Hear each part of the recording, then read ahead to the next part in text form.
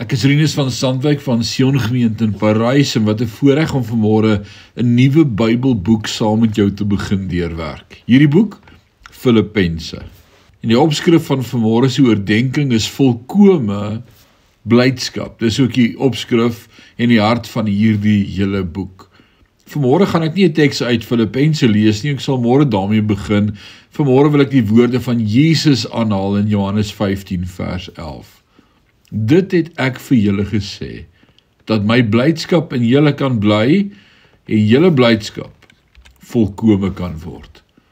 Christene is veronderstel om geken te word aan hulle blydskap. Blydskap, want dit is 'n verhouding met Jesus, nie 'n lys van wette en reëls om te hou nie. Dit is 'n fees.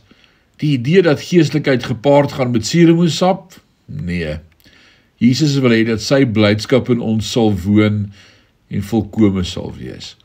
Daar moet 'n vreugde in elkeen van ons se lewe wees. Aansteeklike blydskap. Daar was in Paulus se geval 'n klein kort boek met die naam van Filippense. Die boek van vreugde. En die woord verbly of wees bly kom 19 keer in die kort hoofstukke voor. Paulus moedig ons aan om bly te wees. Interessant, Paulus skryf hierdie boek terwyl hy gevangene in Rome is. Hy was vasgeketting aan wagte, 24 ure 'n dag, 7 dae 'n week.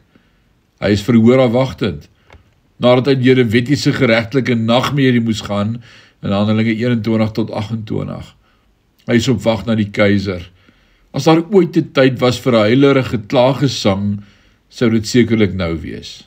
Maar nee, Filippense is 'n boek vir elkeen van ons, wat ook in moeilike omstandighede sit.